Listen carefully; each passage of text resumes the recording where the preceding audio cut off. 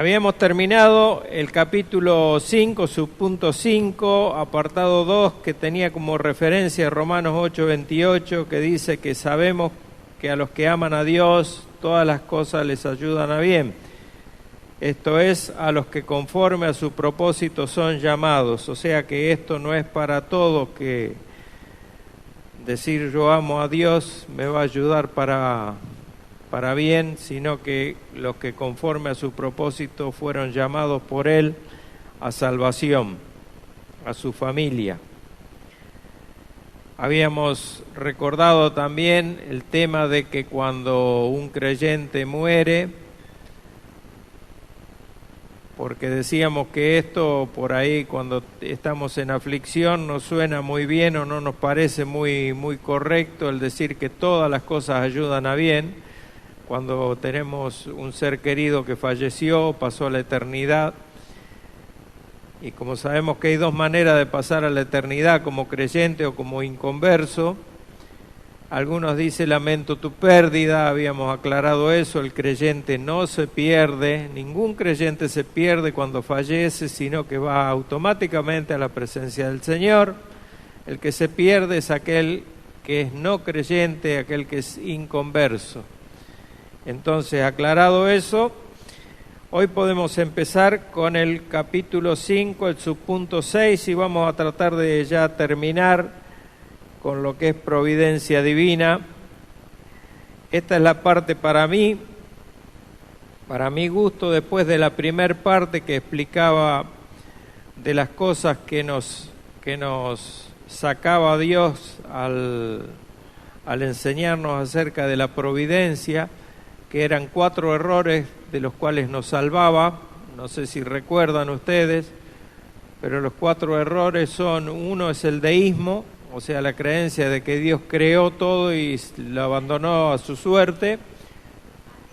La segunda cosa era el panteísmo, que dice que Dios está en todas las cosas y Dios es todo.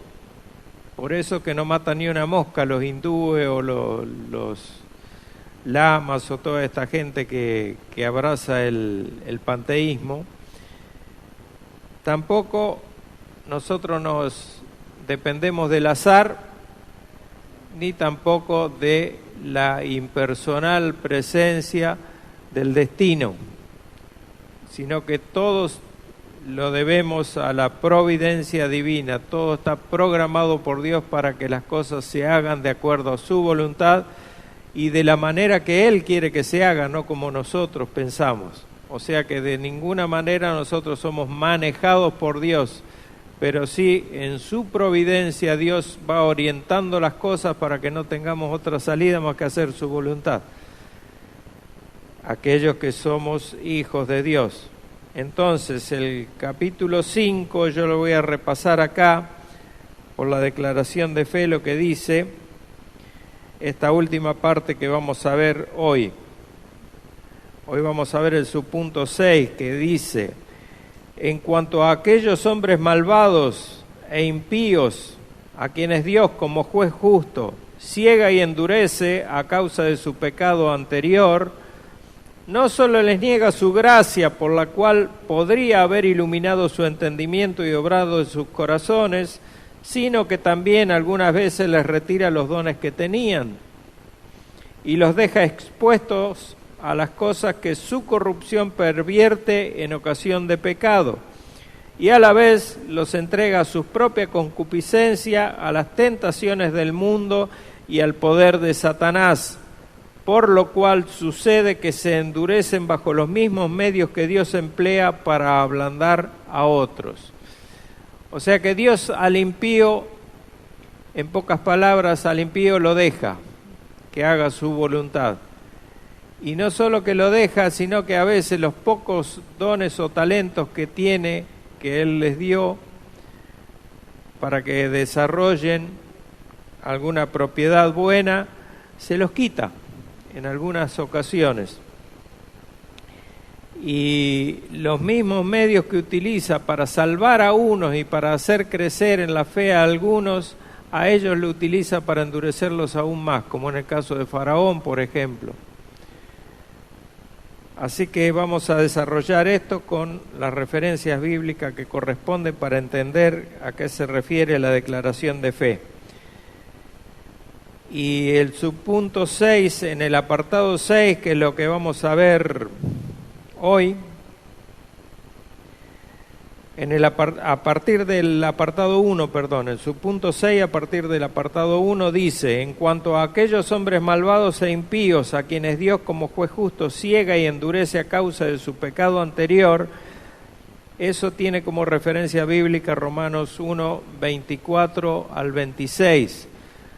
Y es una porción de la palabra que debería ser conocida por nosotros, porque habla de la maldad del hombre. El título que tiene la Reina Valera a partir del versículo 18 es la maldad o la culpabilidad del hombre, depende qué versión estemos leyendo. Y dice así, Romanos 1, 24 al 26 y el 28. Por lo cual también Dios los entregó a la inmundicia en las concupiscencias de sus corazones, de modo que deshonraron entre sí sus propios cuerpos, ya que cambiaron la verdad de Dios por la mentira, honrando y dando culto a las criaturas antes que al Creador, el cual es bendito por los siglos. Amén. Por esto Dios los entregó a pasiones vergonzosas, pues aún sus mujeres cambiaron el uso natural que es contra naturaleza, por el que es contra naturaleza. Versículo 28. Y como ellos no aprobaron tener en cuenta a Dios, Dios los entregó a una mente reprobada para hacer cosas que no convienen. Ahora aquí por alguna razón la declaración de fe no incluyó el versículo 27, salta directamente al 28 y no pone en contexto lo que comenzó Pablo a hablar en este tramo de la Escritura. Entonces yo, para entrar en contexto, le voy a comenzar por el versículo 18, a comentar el versículo 18. Dice: porque la ira de Dios, dice Pablo, se revela desde el cielo contra toda impiedad e injusticia de los hombres que detienen con injusticia la verdad. Ese es el contexto en el que dice todo esto que leímos recién Pablo. Y aquí tenemos una respuesta clara a la pregunta por qué el hombre, el ser humano, necesita el Evangelio. ¿Por qué necesita el Evangelio? Porque la ira de Dios se está revelando desde el cielo contra su impiedad, contra la injusticia, porque ellos, el hombre no creyente, detiene o trata de detener la verdad de Dios y lo reemplaza por su propia verdad. La verdad del hombre es una verdad injusta porque mira por él y no tiene en cuenta lo que Dios quiere, sino el hombre quiere hacer lo que él quiere, no lo que Dios quiere. Eso es injusticia. Pero ¿cómo se revela la ira de Dios? Y la pregunta aparece en el contexto, ahora sí, de los versículos que nombra la declaración de fe. Dice 3 veces que Dios los entregó. Si lo leemos con cuidado a los versículos, dice 3 veces. En el versículo 24 dice: los entregó a la inmundicia. En el versículo 26, a pasiones viles. En el versículo 28, a una mente reprobada. En otras palabras, la ira de Dios se abatió sobre toda la personalidad del hombre, toda la personalidad de la persona humana, valga la redundancia, como respuesta a las malvadas concupiscencias de sus propios corazones, no porque Dios los obligue a ellos, sino que lo que el hombre tiene dentro es todo lo que expresa, que Dios lo deja expresar en su gracia común. Recuerden que Dios tiene un tipo de prensa que limita la maldad que el hombre puede expresar, la totalidad de la maldad que el hombre común puede expresar. O sea que cada hombre no es todo lo malo que pudiera ser, porque la gracia común de Dios lo sostiene de manera que no pueda hacerlo.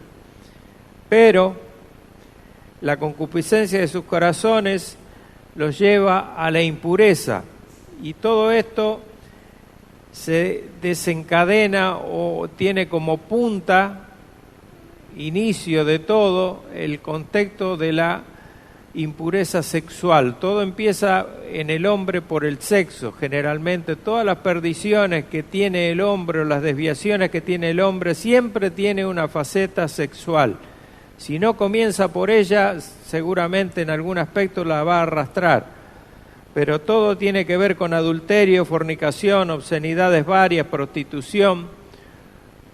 Todas esas cosas son las que practica el hombre. Y la vida vino a ser para ellos un continuo de orgías sexuales en las cuales deshonran sus propios cuerpos, en la promiscuidad de las relaciones sexuales de unos con otros. Cambian las mujeres, los hombres cambiábamos las mujeres, porque yo era uno de esos también, no me puedo apartar de eso. Pero el hombre es de cambiar mujeres como se cambia de ropa. Y las mujeres hoy hacen lo mismo, cambian de hombre como se cambian de ropa, como se cambian de zapatos. A veces hay mujeres que tienen más hombres que zapatos, y tienen muchos zapatos las mujeres, la mayoría de ellas. Versículo 25. El abandono de Dios tuvo lugar porque primero ellos, los hombres, abandonaron la verdad acerca de Él y la cambiaron por la mentira.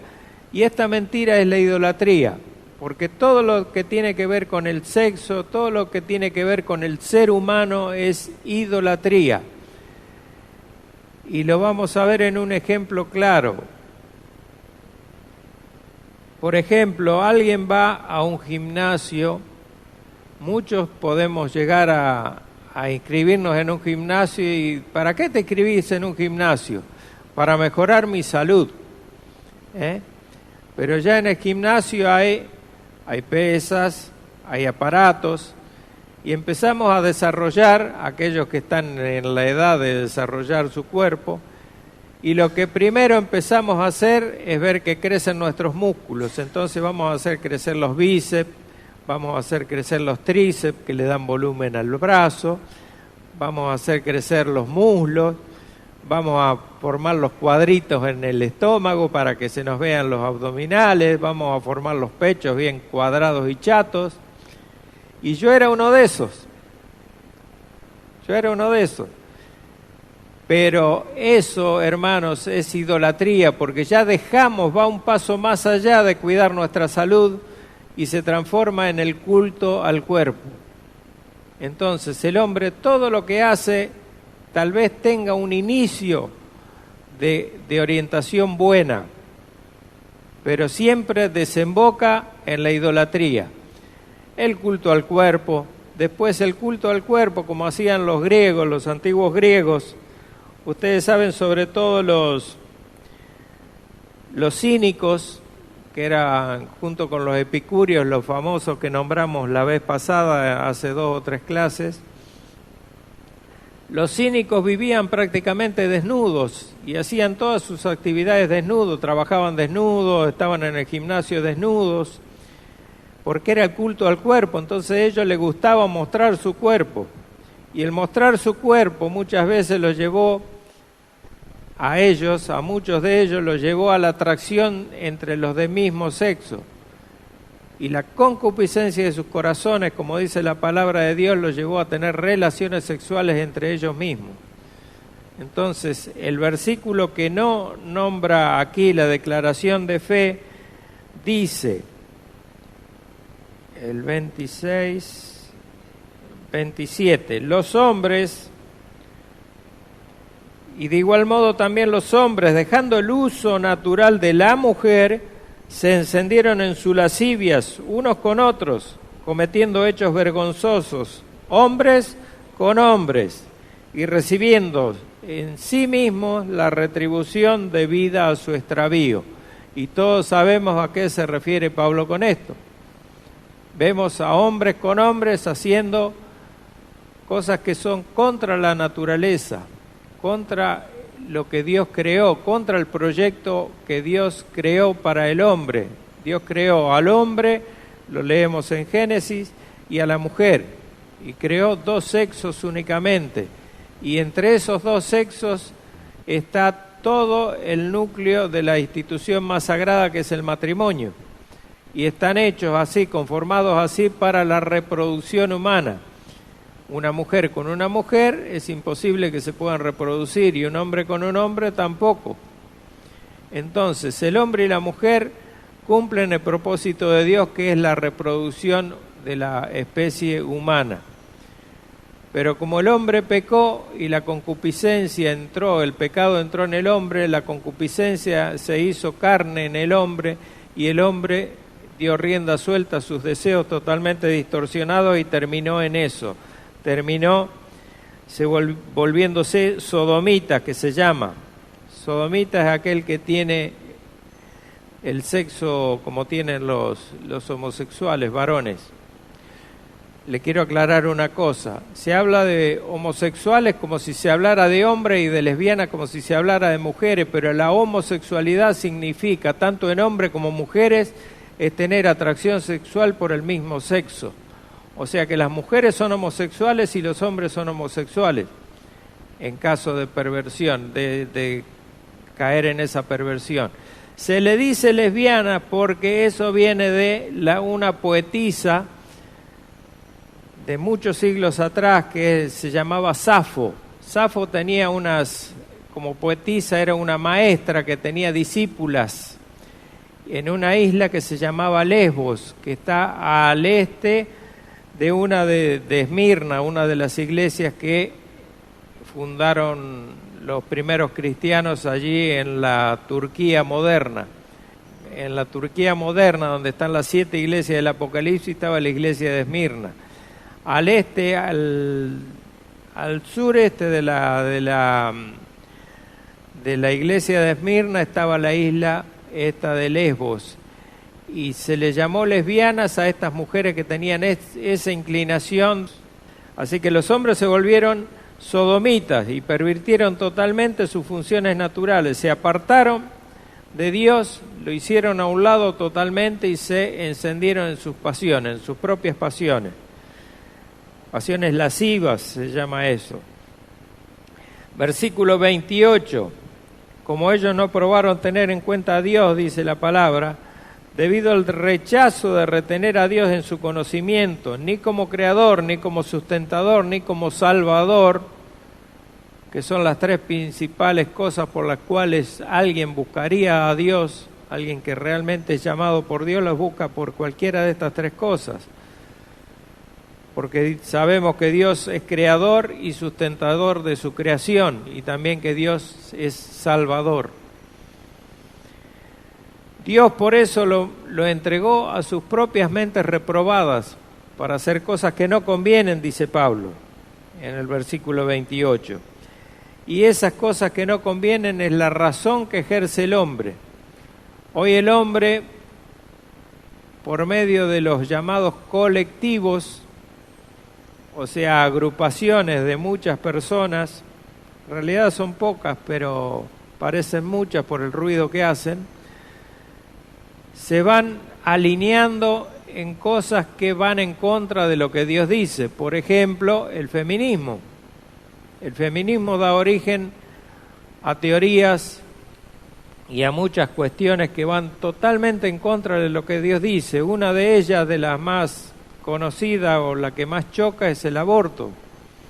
El feminismo lleva al aborto. El feminismo apoya abiertamente a la homosexualidad. Y el feminismo es totalmente intolerante contra todo lo que Dios dice. Al contrario del lado nuestro, que somos tolerantes con ellos y simplemente le marcamos su pecado. El poco conocimiento que tienen estas personas, el llamado colectivo LGTBIQ y no sé cuántas letras más, el poco conocimiento que tienen de la verdad de Dios hace que se la agarren con la Iglesia Católica de Roma. Si bien la verdad es la palabra de Dios y cierta parte de la palabra de Dios la predica la Iglesia de Roma, no la practica.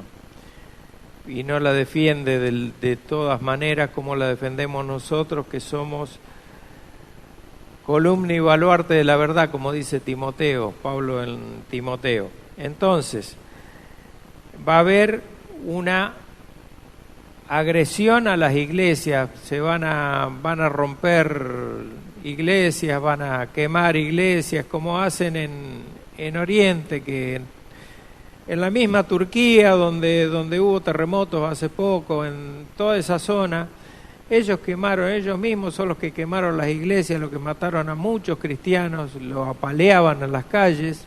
Hay que orar por la salvación de esas personas, que conozcan el Evangelio, que les ha sido predicado y que ellos han rechazado de múltiples maneras, de muchas maneras. No sienta esa tristeza por las cosas que están pasando, ni me duela lo que está pasando, pero simplemente sé que todo es lo que estamos estudiando nosotros, nada de lo que pasa con la naturaleza, con los seres humanos, con las cosas que hay en este mundo, pasa porque sí, por casualidad, por destino, sino porque la mano de Dios está obrando, de manera que así ocurran las cosas. Así que si Dios permite o ordena que estos terremotos ocurran, nosotros no podemos hacer nada. Podemos orar, pero hay que orar bien, hermanos. Hay que orar para que a ellos les llegue la verdad del Evangelio y se puedan convertir. Lo mismo cuando oramos por la enfermedad de alguna persona. No oremos solamente para que esa persona sea sanada por Dios. Oremos para que esa persona conozca a Dios y se convierta a Cristo. Porque de nada sirve que una persona se cure de su enfermedad y se muera y se vaya al infierno. Tenemos que tenerlo claro a eso. En resumen, no tienen a bien el conocer o reconocer a Dios. Por eso Dios los entrega a esas pasiones desordenadas, los entrega a la concupiscencia de sus corazones. Versículo de Deuteronomio 29, pero antes voy a leer lo que dice la declaración de fe, que no solo les niega su gracia, porque Dios les retira su gracia a estas personas, por la cual podría haber iluminado su entendimiento y podía haber obrado en sus corazones. En Deuteronomio 29:4 tenemos una cita que dice Moisés: pero hasta hoy Jehová no os ha dado corazón para entender, ni ojos para ver, ni oídos para oír. Al pueblo de Israel le faltaba entendimiento en cuanto al Señor y sus propósitos para con Israel, para con el pueblo. En ese tiempo el único pueblo elegido por Dios, Israel. El Señor anhelaba darle un corazón para entender, anhelaba darle ojos para ver, anhelaba darle oídos para oír, pero ellos estaban duros, endurecidos y eran idólatras, sumamente idólatras. Se hicieron no aptos para recibir estas cosas por su incredulidad continua y su desobediencia. Y esta no es una característica de los judíos solamente, es una característica, acá nos tenemos que ver todos. Acá nos tenemos que ver todos. Y lo que pasa acá ahora es una muestra de eso. Nosotros sabemos que tenemos a las 7 una cita con Dios para aprender lo que Dios dice acerca de nuestra declaración de fe. Pero no estamos todo lo que debiéramos estar, están todos los que Dios quiere que estén. Pero el corazón de cada uno de los hermanos debe ser querer conocer cada día más de Dios. Entonces, cuidado, hermanos, no sea que Dios no le dé ojos para ver, no le dé entendimiento para entender y no le dé oídos para oír, porque pueden estar en problemas.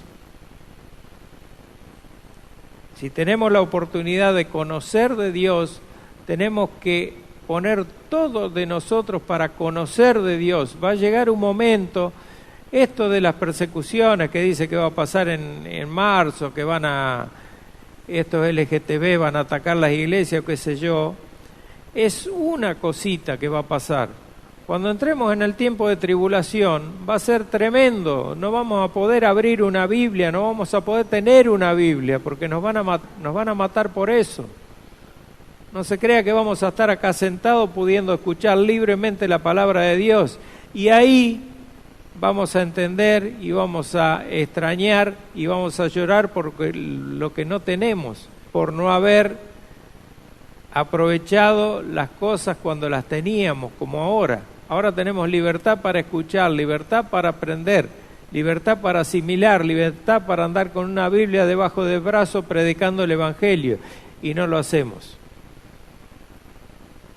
Entonces Dios toma en cuenta todas esas cosas y a sus hijos, ojo que los disciplina. Los israelitas se habían hecho tardos para todas estas cosas. Israel había gozado del maná del cielo. Israel había tomado el agua que brotó de una piedra en Horeb. Y sabía que no tenía que depender de las cosas que el mismo hombre elaboraba para vivir. Así sea del pan, así sea del agua, así sea de todo lo que pudiera, de toda la comida que pudieran elaborar ellos humanamente, porque Dios le podía proveer de todo. Cuando quisieron comer carne, se hartaron de comer carne porque Dios los llenó de perdices. O sea, no tenían falta de ningún bien, pero ellos seguían siendo sordos y tardos para oír. Así que Dios no solo termina negándole su gracia al que así actúa, sino que le quita la iluminación de su entendimiento, dice la declaración de fe, y deja de obrar en sus corazones para que tengan esa sed de Dios que deberían tener como hijos de Dios que son. En Mateo 13, si van a Mateo 13, versículo 12, leemos: porque a cualquiera que tiene se le dará y tendrá más, pero al que no tiene, aún lo que tiene le será quitado. Yo voy a tratar de hacer que comprendamos entre todos lo que quiere decir el Señor. ¿Por qué al que no tiene, aún lo que tiene le va a ser quitado? ¿Qué significa esto? Y a cualquiera que tiene se le dará, porque si ya tiene, ¿para qué quiere? El que no tiene es el que necesita, pero no es así. Y no solo eso, sino que en el versículo 29 del capítulo 25 de Mateo, el Señor mismo repite la misma frase, dice: porque al que tiene le será dado y tendrá más, y al que no tiene, aún lo que tiene le será quitado. Esta sección de Mateo está dentro de las llamadas parábolas del reino, que son 5 las parábolas del reino, 6 si contamos la parábola del sembrador, que es donde empieza. La parábola del sembrador es la que da inicio a lo que está en la Reina Valera marcada como capítulo 13 de Mateo.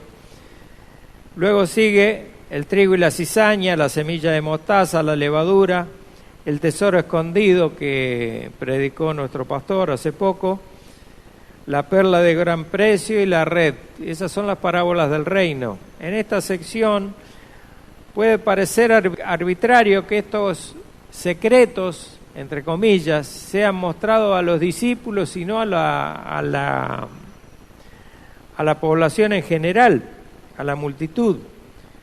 Y dice el Señor, con lo cual explica la razón, dice: porque al cualquiera que tiene se le dará y tendrá más, pero al que no tiene, aún lo que tiene le será quitado. Y la gente no entendía.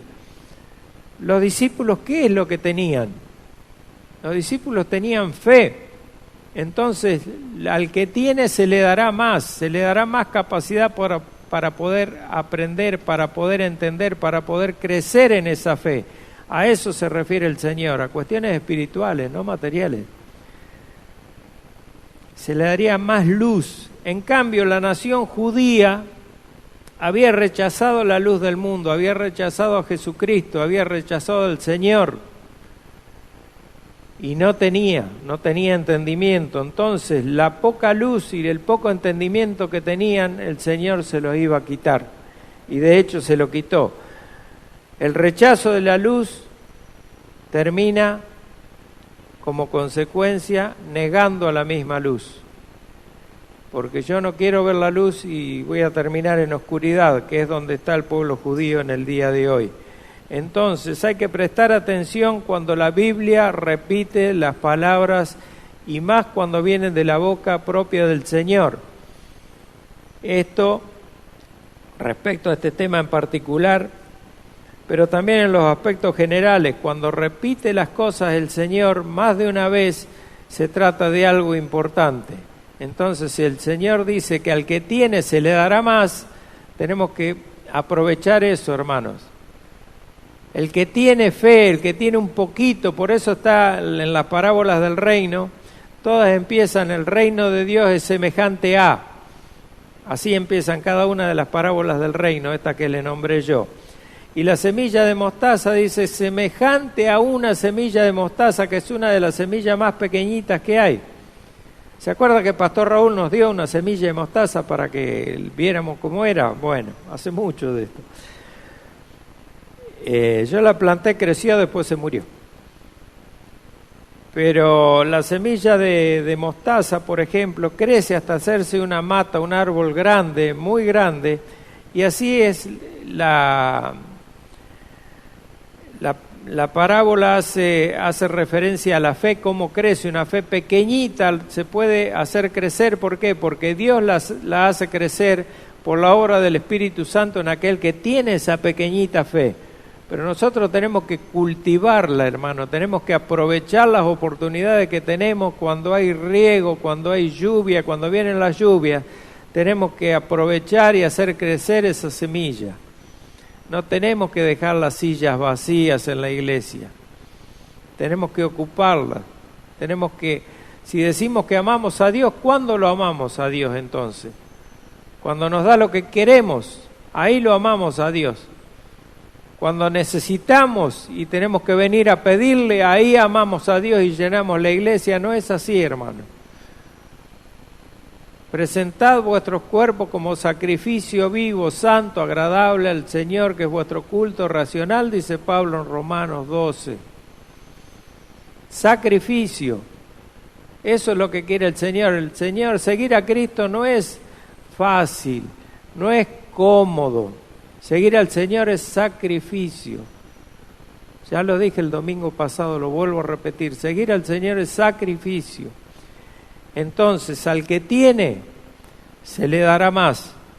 Y al que no tiene, aún lo que tiene le será quitado. Por eso le digo, cuidado, hermanos, porque aún lo que tiene le será quitado.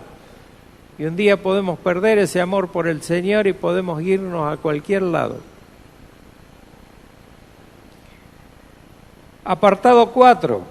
Y los deja expuestos a las cosas que su corrupción convierte en ocasión de pecado. Deuteronomio 2:30, como referencia.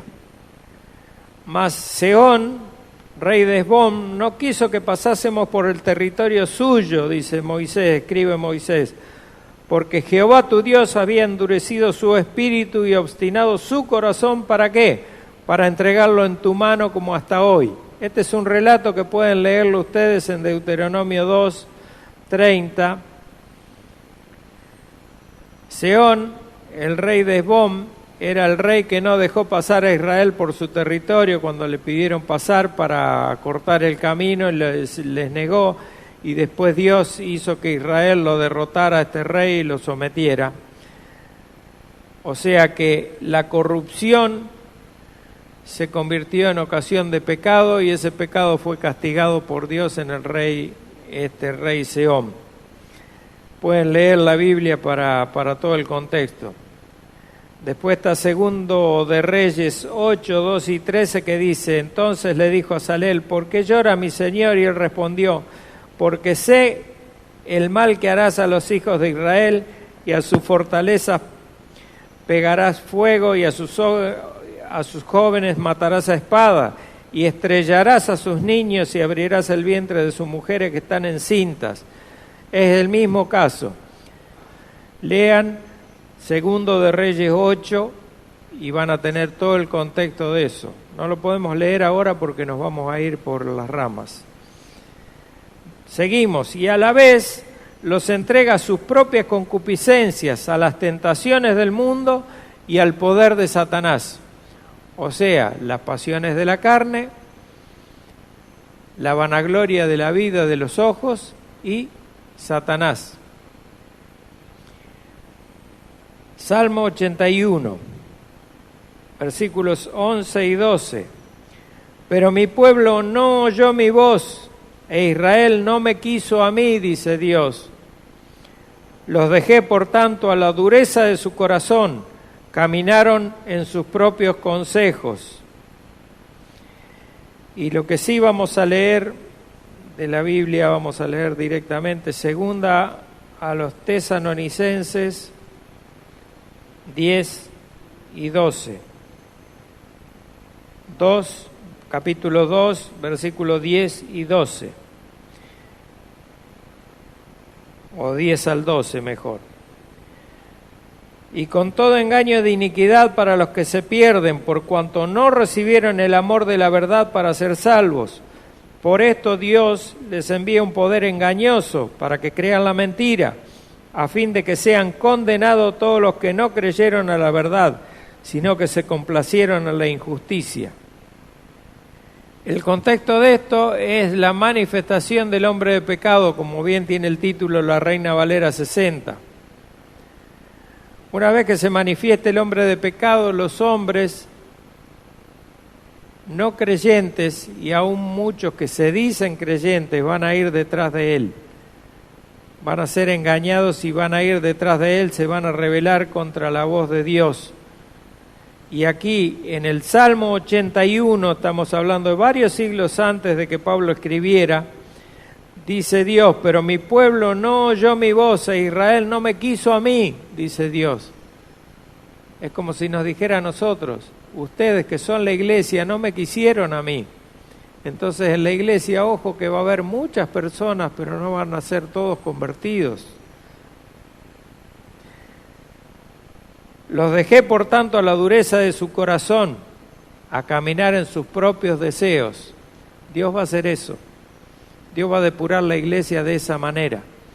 Nos va a dejar caminar pos de sus propios deseos, y sabemos que los deseos del corazón del hombre son para su perdición. Capítulo 5, subpunto 6, apartado 6.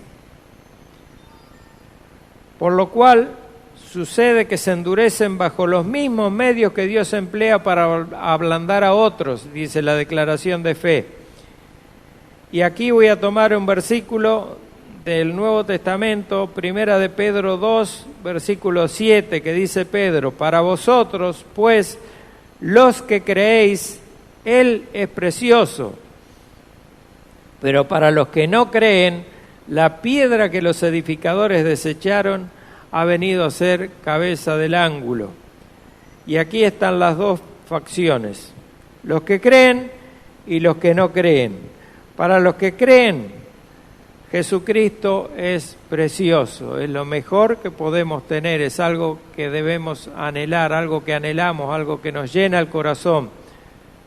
Pero para los que no creen, esa piedra que los edificadores desecharon, dice Pedro, ha venido a ser la cabeza del ángulo, piedra de tropiezo, piedra que hace caer, dice en otro lado.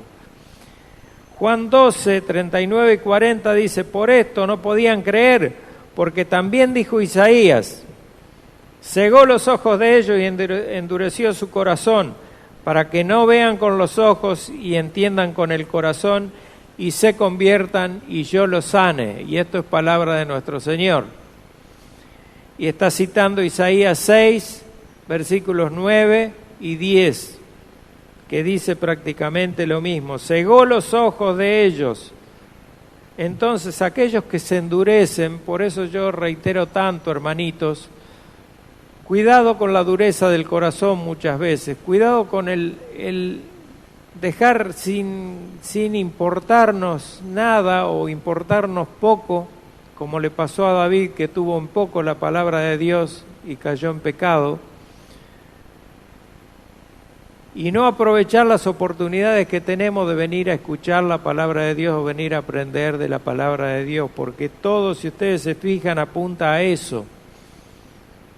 Y esto es una exhortación para los hermanos, es una exhortación para el creyente, no es una exhortación para el no creyente.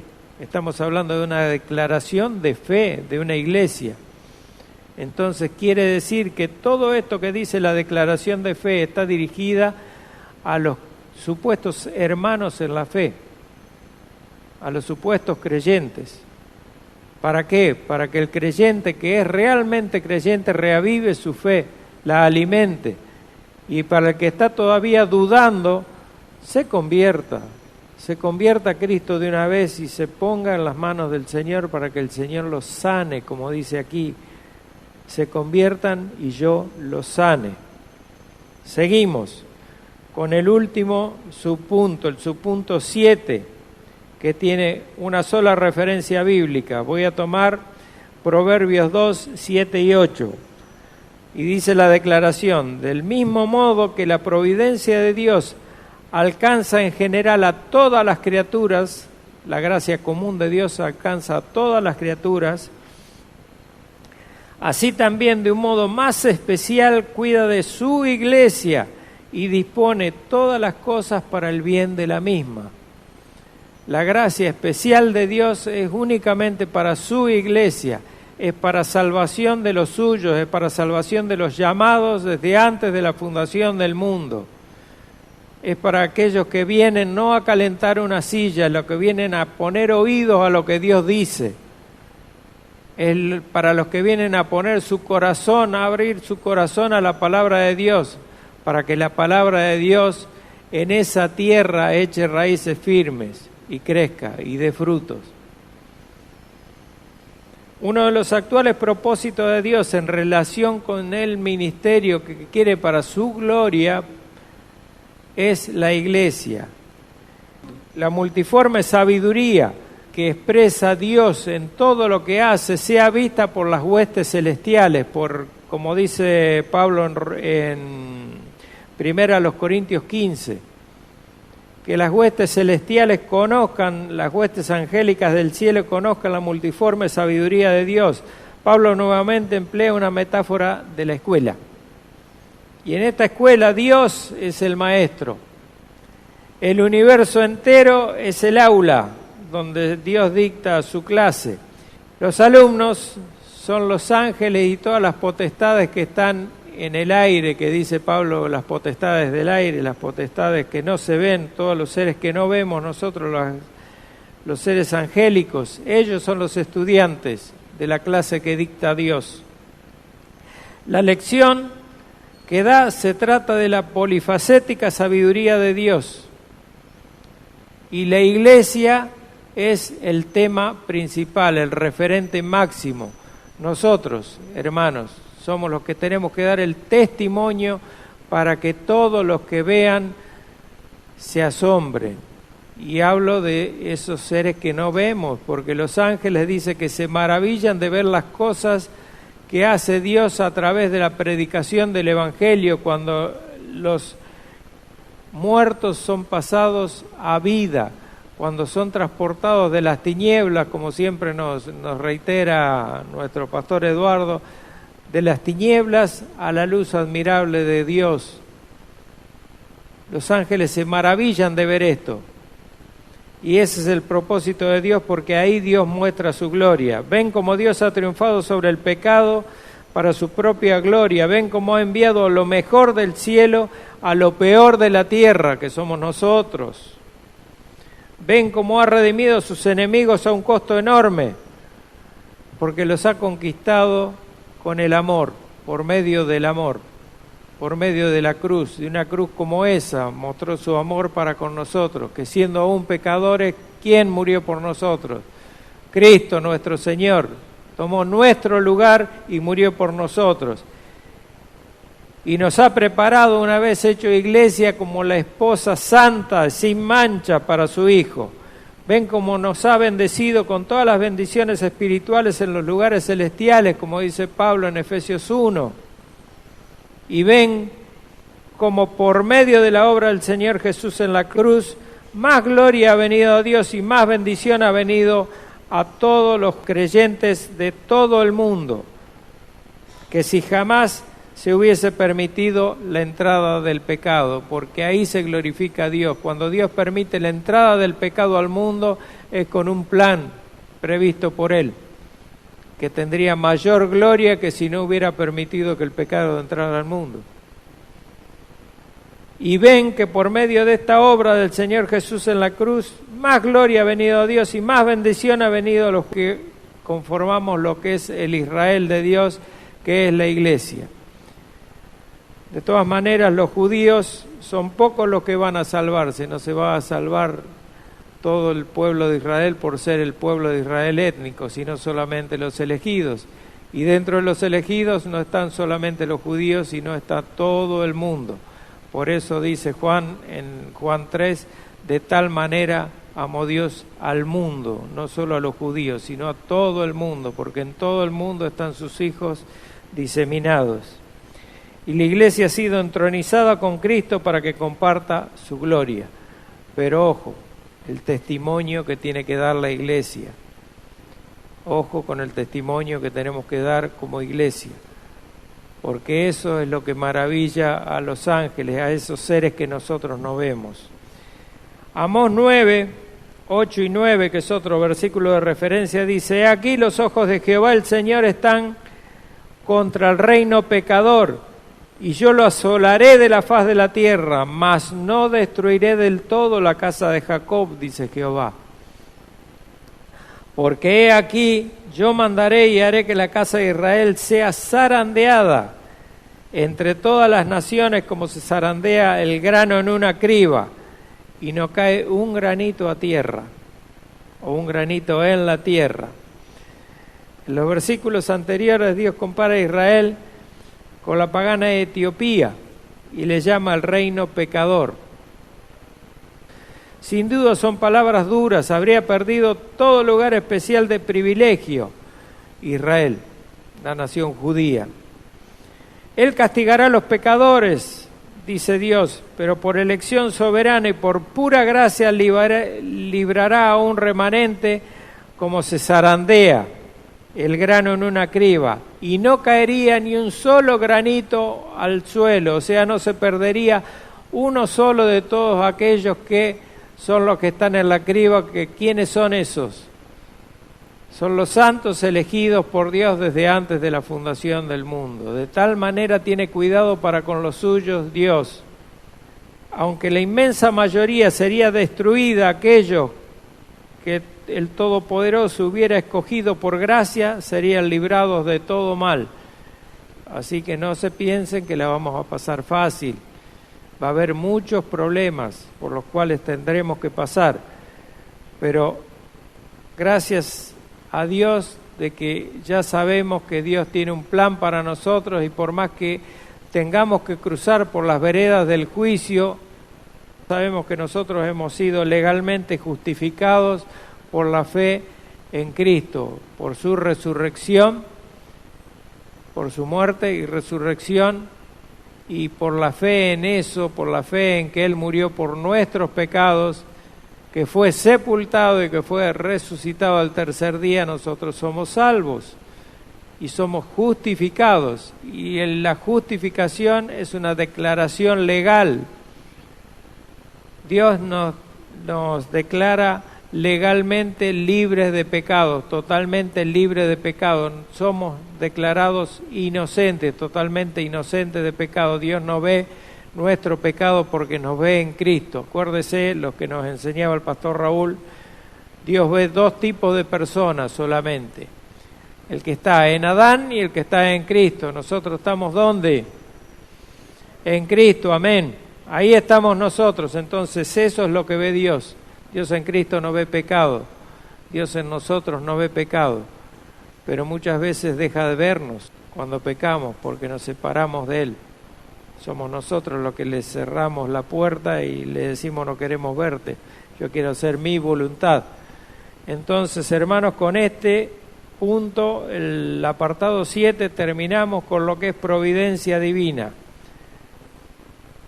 Les quería recordar, y ya les recordé hace un rato,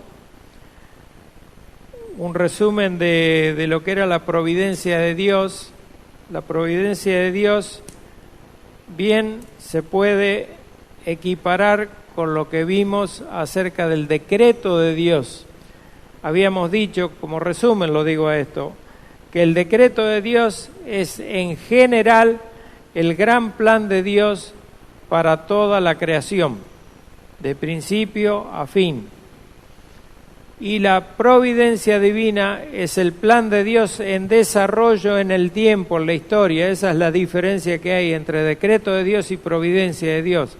Porque la providencia de Dios es lo mismo, es Dios haciendo su voluntad y haciendo que las cosas ocurran de acuerdo a su plan y no de otra manera, pero en el tiempo.